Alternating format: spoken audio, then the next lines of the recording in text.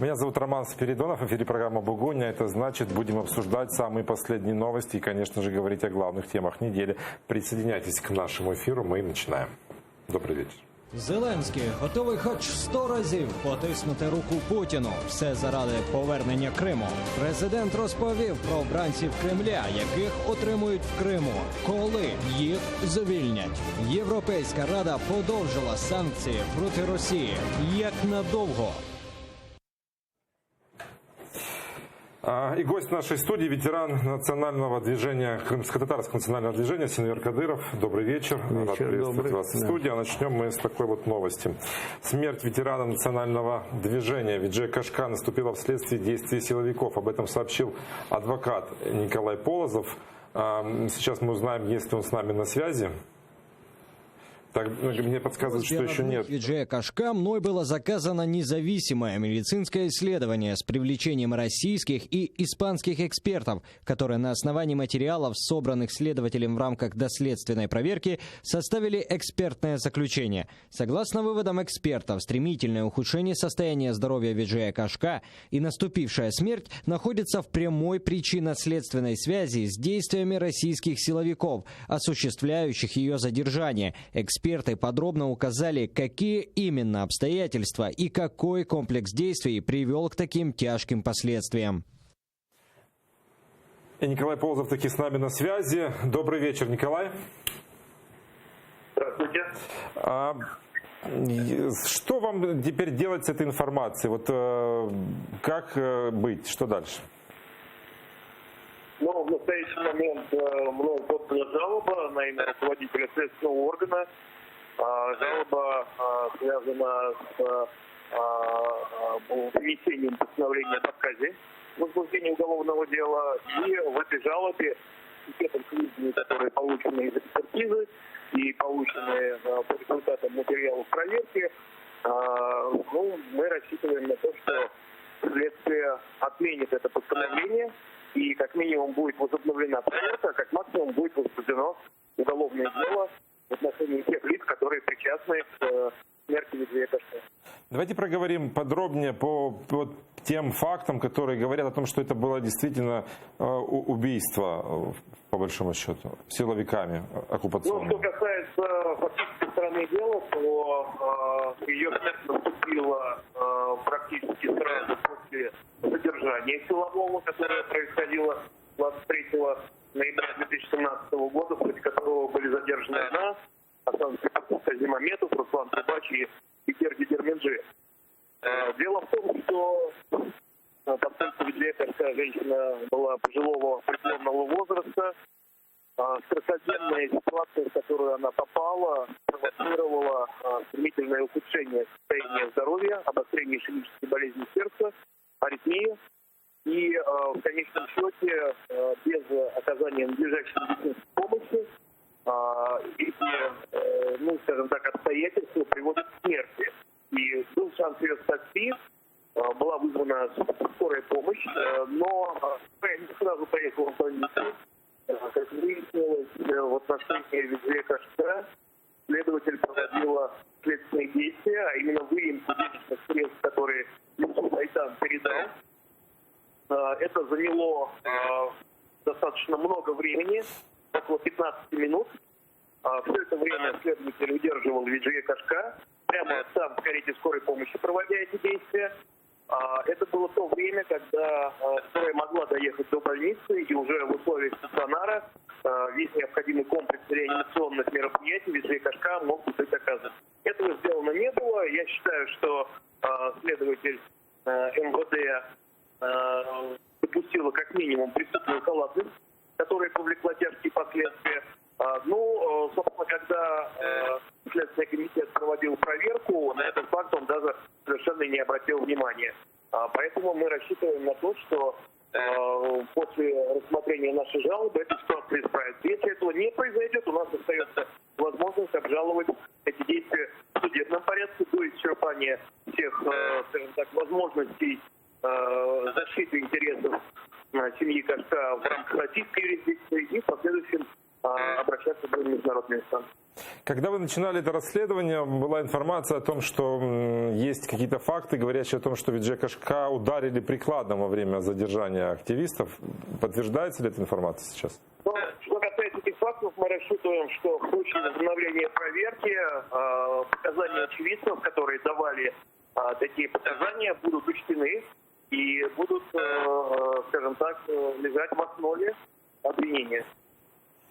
Спасибо вам большое. Николай Полозов, адвокат дела Виджея Кашка, рассказал о результатах расследования.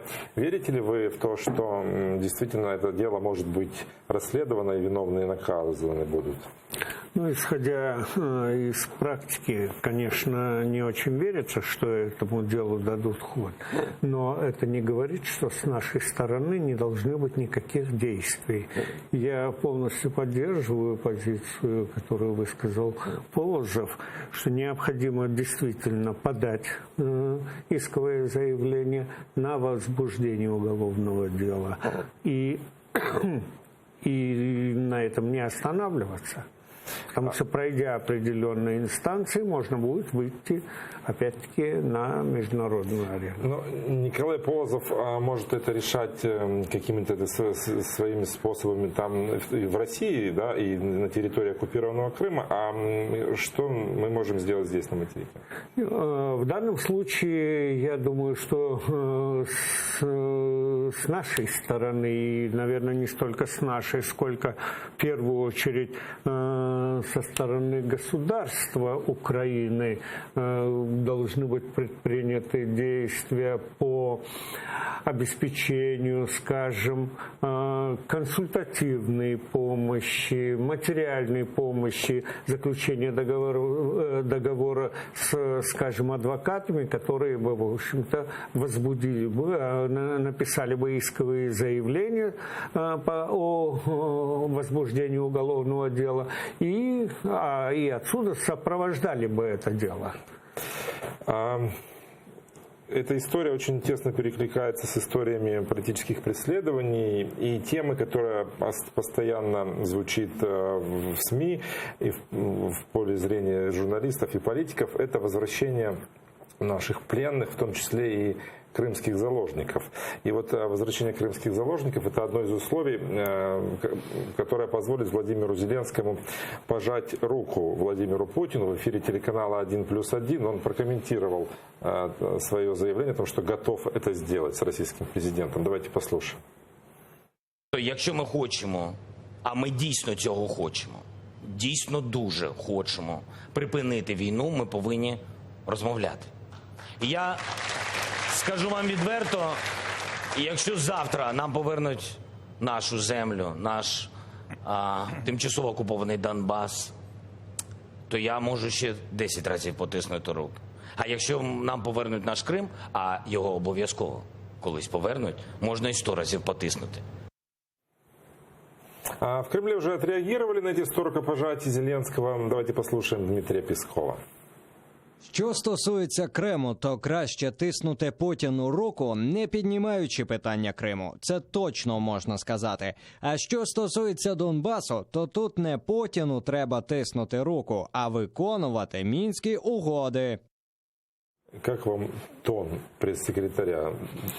В соответствии вообще с той политикой, которую, в общем-то, ведет Россия в отношении Украины. И Украине давно бы пора немножко, и особенно нынешнему нашему президенту, повзрослеть во взаимоотношениях. В конце концов, в истории, в ближайшей истории много есть исторических фактов, которые можно проанализировать и непосредственно связаны, скажем, с Россией. Как вы считаете, японцы сколько раз пожимали руку главам государств СССР, но и в Путину в частности.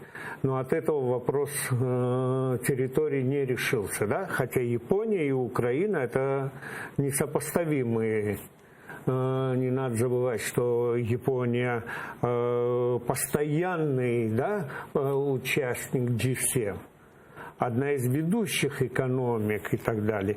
И если при этом Япония так легко не может решить этот вопрос, я не думаю, что нам удастся методом рукопожатия решить вопрос возвращения Крыма. Ну, некоторые эксперты оценивают встречу в нормандском формате, несмотря на такую миролюбивую риторику Владимира Зеленского, как достаточно успешную с точки зрения того, что мы там смогли продемонстрировать свое стремление решать вопрос, а Россия была в некомфортных условиях и вынуждена была повторять одну и ту же формулу, одно и то же требование: сначала выборы, потом контроль на границе. И это сыграло в том числе и нам на руку. Вы знаете, мне очень сложно согласиться с этими экспертами. Я все-таки склонен решать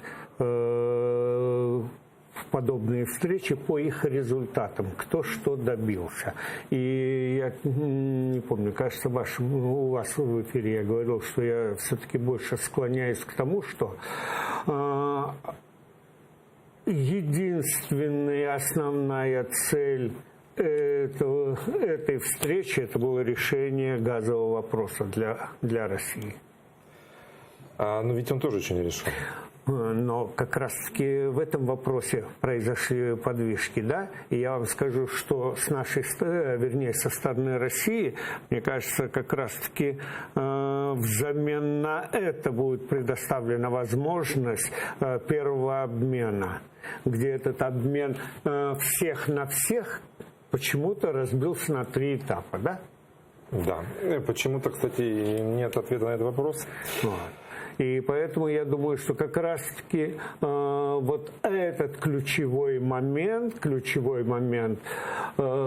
это вот результаты этой встречи. А вот что касается вопроса Донецкой и Луганской областей, подконтрольные России и бандитам, здесь как раз-таки надо понять, что в очередной раз Россия, скажем, заставила признать эти Минские соглашения и действовать в соответствии с этими пунктами соглашения, которые были отражены в 2014-2015 году. Еще одна тема, которая возникает после этой встречи, это тактика или, скажем так, стратегия решения вопроса деоккупации. Все говорит о том, что власть пытается разделить на 2 части вопрос освобождения наших территорий и намеревается сначала решить проблему с Донбассом, а только потом приступить к разговору о Крыме. Вы как оцениваете такую тактику? Я просто думаю, что они очень слабо себе представляют, что нас ожидает. Даже если мы пойдем, во-первых, да, на те условия, если Украина согласится с теми условиями, которые ей предъявили. И я думаю, что в этом случае вообще-то проблем будет столько, но уже внутри Украины, что ей будет не до Крыма. И поэтому говорить о том, что вот мы решим это и перейдем к Крыму, это очень такое, знаете, красивая картинка. Здесь, напротив, надо было как бы приоритеты поменять, выдвинуть первый вперед Крым, а вопрос Донбасса решать несколько иначе. Но ведь Зеленский заявил о том, что есть компромисс, вопрос, на который он не пойдет на компромисс. Это касается как раз границы. Сначала контроль над ней, а потом выборы на Донбассе. И его даже поддержала Меркель, сказала, что Минские угоды, это, грубо говоря, это не цитата, но это не икона, на которую надо молиться, все можно и поменять. Да, но для этого, скажем, со стороны Украины я не вижу тех шагов и тех, скажем, действий, которые бы можно было бы, скажем, проследить в перспективе, чтобы они привели к тому, что Россия была вынуждена согласиться с тем, что нужно внести изменения в это Минское соглашение. Давайте послушаем, что думают депутаты по поводу деоккупации Крыма. Милена Амиди подготовила сюжет и опросила народных депутатов.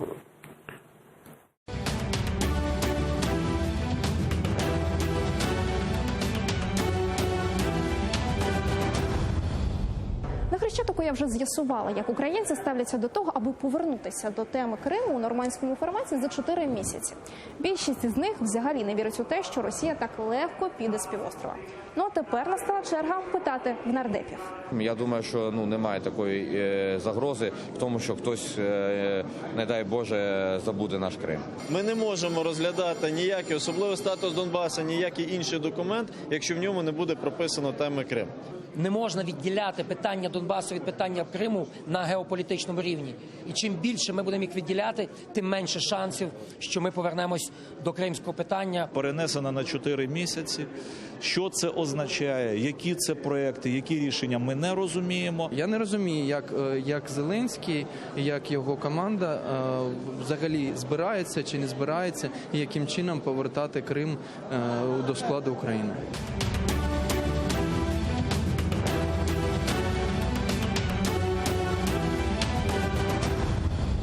Ну вот такая вот ситуация, когда депутаты говорят, что без Крыма нельзя, а наша исполнительная власть решает эти вопросы несколько иначе. Потому что так складываются обстоятельства, мы не умеем их менять. Ну, давайте будем говорить так, что здесь, собственно говоря, говорят депутаты.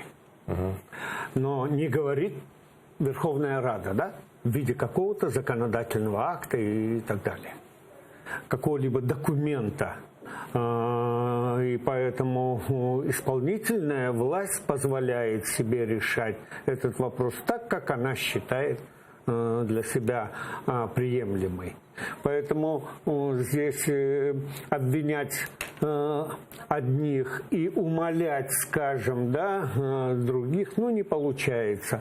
Здесь я все-таки думаю, что сначала на законодательном уровне должен быть принят некий вот документ Верховной Рады, определяющий, скажем,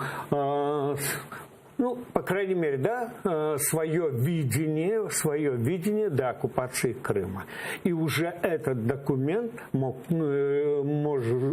быть лечь в основу, скажем, неких программных наработок, да, уже исполнительной структуры власти, и в частности МИДу к действию.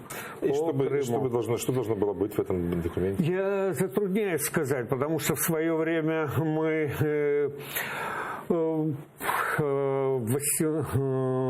в начале этого года, кажется, из памяти, в конце прошлого, в начале этого года мы обращались с открытым письмом к Порошенко. Была такая инициативная группа, где в числе тех документов, а мы там представили 2 документа, наше видение, скажем, проекта изменений, да, статьи 10 Конституции. И мы озаглавили так: 9 шагов деоккупации Крыма. Мы в первую очередь прекрасно понимаем, что вопрос деоккупации Крыма – это более протяженный процесс, хотя бы исходя из того, что сегодня Украина еще слаба, чтобы, скажем, да, военным методом возвратить, и недостаточно активно на международных площадках для того, чтобы объединить весь мир в защиту Крыма, крымских татар и возвращение этой территории. Тогда нам самим нужно им помочь, подсказать, например, провести марш достоинства, о котором говорил председатель Меджлиса Рифат Чубаров. Будете ли вы в нем участвовать? Я могу участвовать, но...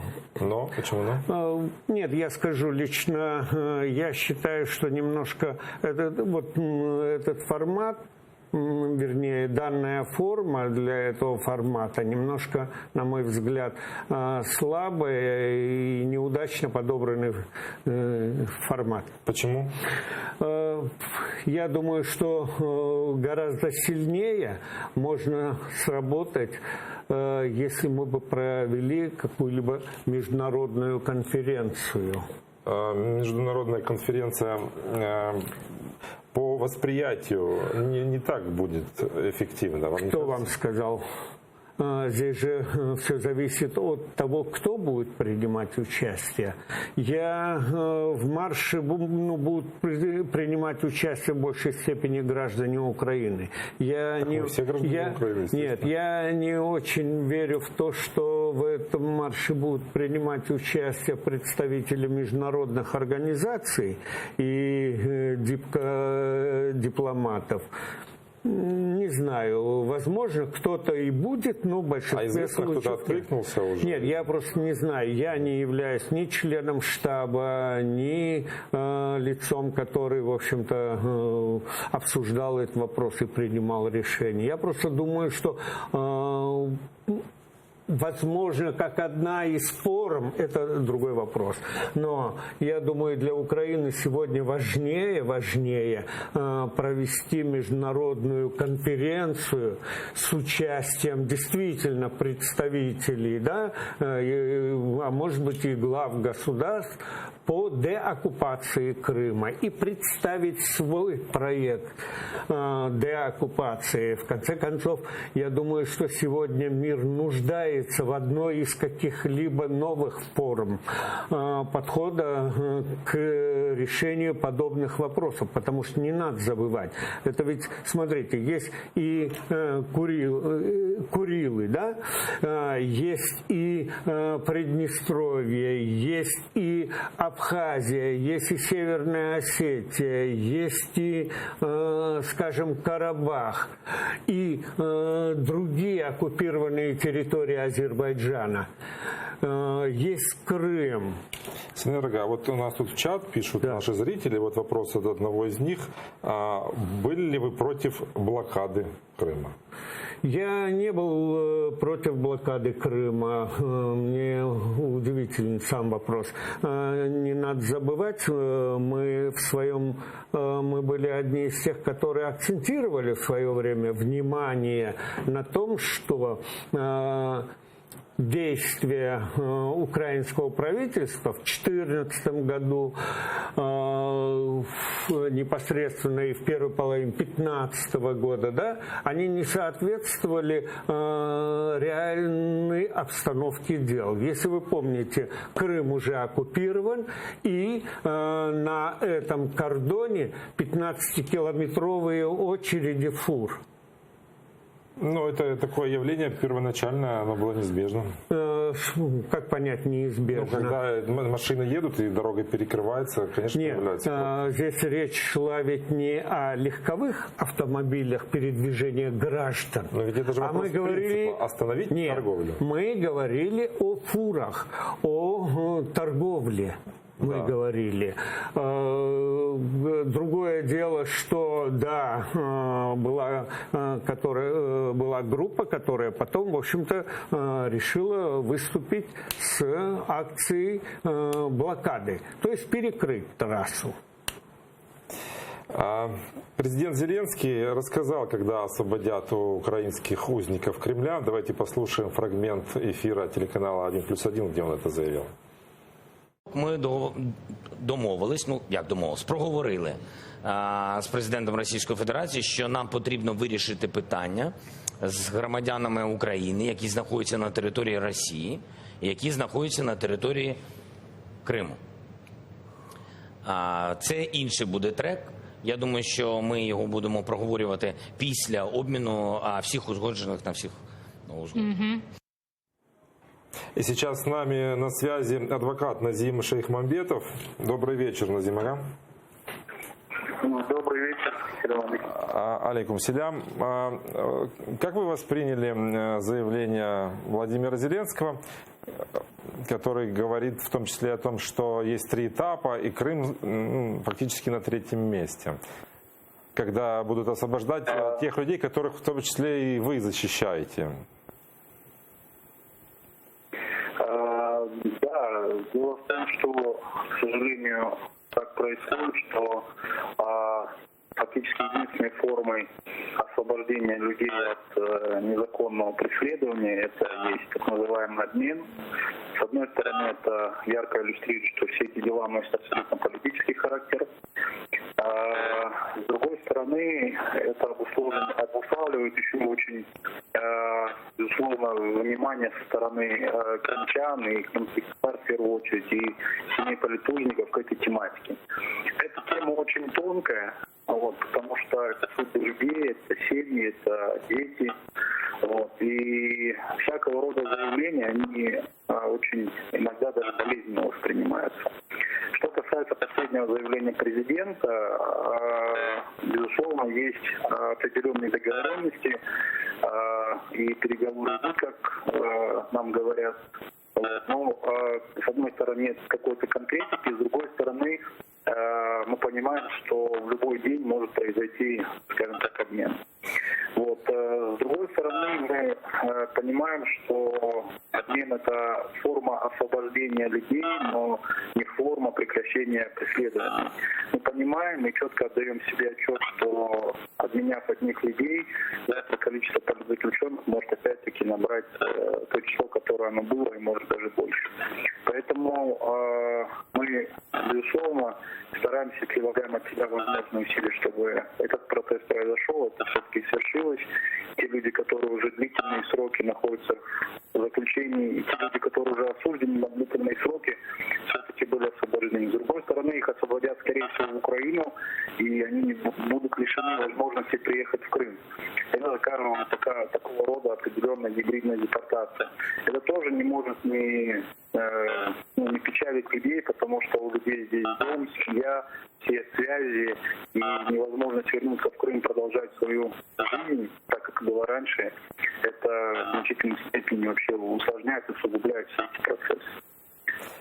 Благодарю вас. Назим Шейхмамбетов, адвокат политических узников, крымских узников Кремля, рассказал о перспективах и о том обмена, и о том, что думают об этом сами политузники и их семьи. Что вы думаете о таком заявлении Зеленского про третий этап? Мы уже с вами начинали эту тему говорить, но, к сожалению, тему такой гибридной депортации. Как быть с этим? Сейчас, наверное, как раз-таки, если говорить об обмене, наверное, не надо это воспринимать как гибридная депортация, потому что это предложение ведь с нашей стороны идет, да, чтобы их тоже включили в список для обмена. Другое дело, что да, это может выглядеть очень удачной формой для России, для реализации своей, в общем-то, основной стратегии для Крыма, которую она старается претворить в жизнь, это выдавить коренное население Крыма, крымских татар. И с исчезновением их на полуострове проблема территориальной принадлежности Крыма будет рассматриваться несколько в другом контексте. И, к сожалению, этому волей или неволей потворствует сама Украина, не признавая, не решая на законодательном уровне восстановление нашего права. И, в частности, не признав нас на законодательном уровне коренным народом Крыма, и отсюда уже вытекающие, она, в общем-то, она работает в унисон с Россией в отношении крымско-татарского народа. Министерство иностранных дел Украины выразило протест Сербии в связи с визитом представителей оккупационной власти Крыма в Белград. Туда поехали на конференцию такие представители, как так называемый вице-спикер Эдип Гафаров, так называемый председатель комитета по народной дипломатии и межнациональным отношениям Юрий Гемпель, депутаты Госдумы России от возглавляет оккупационные Крымы Наталья Поклонская и так называемый сенатор Сергей Цеков. Такая делегация принимала участие в международной встрече в Белграде. Наш МИД выразил ноту протеста, но хочется понять, есть цитата. Давайте послушаем, що заявив наш МІД. Міністерство закордонних справ України глибоко стурбоване фактом візиту представників окупаційної адміністрації Криму до Белграду 4-7 грудня 2019 року, в ході якого мали місце зустрічі з депутатами парламенту Сербії та проведення конференції «Белградський діалог», конструктивні відносини з Росією та визнання волевиявлення народу Криму. Зазначене сприймається Україною як недружній акт, який порушує положення резолюції Генеральної асамблеї ООН 68/262 від 27 березня 2014 року «Територіальна цілісність України» та кваліфікується як спроба Російської Федерації легітимізувати незаконну окупацію Автономної Республіки Крим. Министр иностранных дел Сербии Ивица Дачич уже заявил, что никаких встреч с коллаборантами не было. Давайте послушаем его цитату. Сербія поважає територіальну цілісність України. Через це ніхто з представників виконавчої влади не зустрічався з делегацією Криму.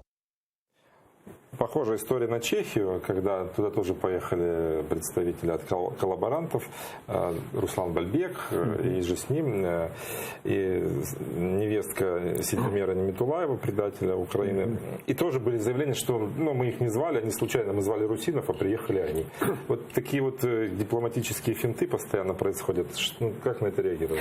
Тоже интересно, да, приглашали русинов, а приехали они, да.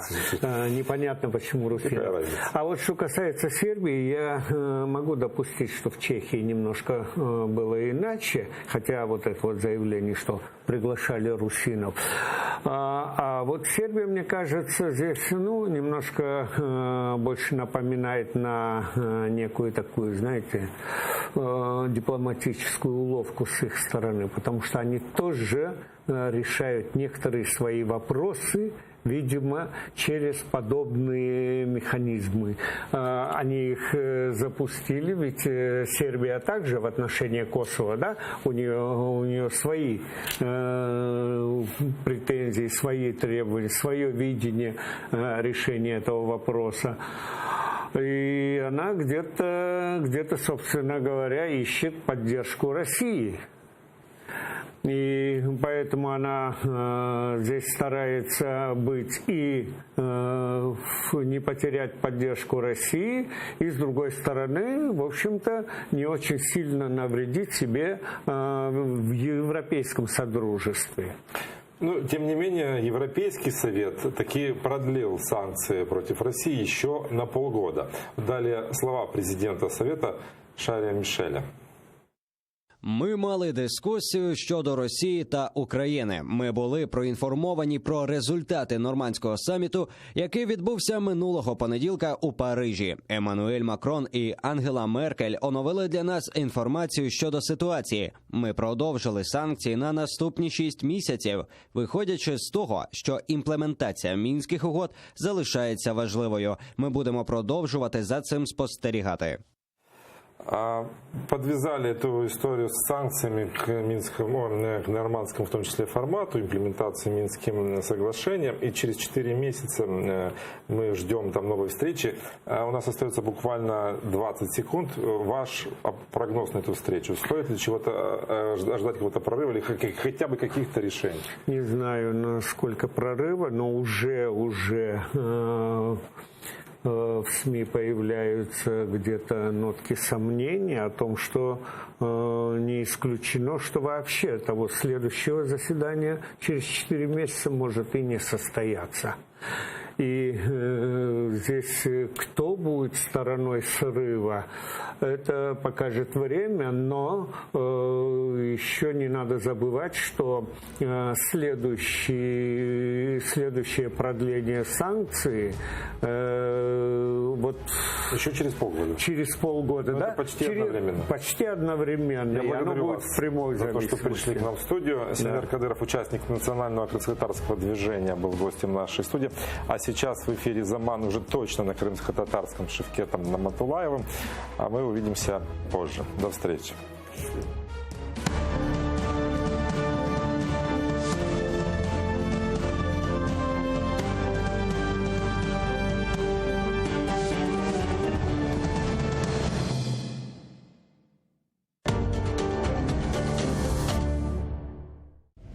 Акції протесту на Банковій заважали нормандським переговорам, заявив Богдан. Особливий статус Донбасу продовжили ще на рік.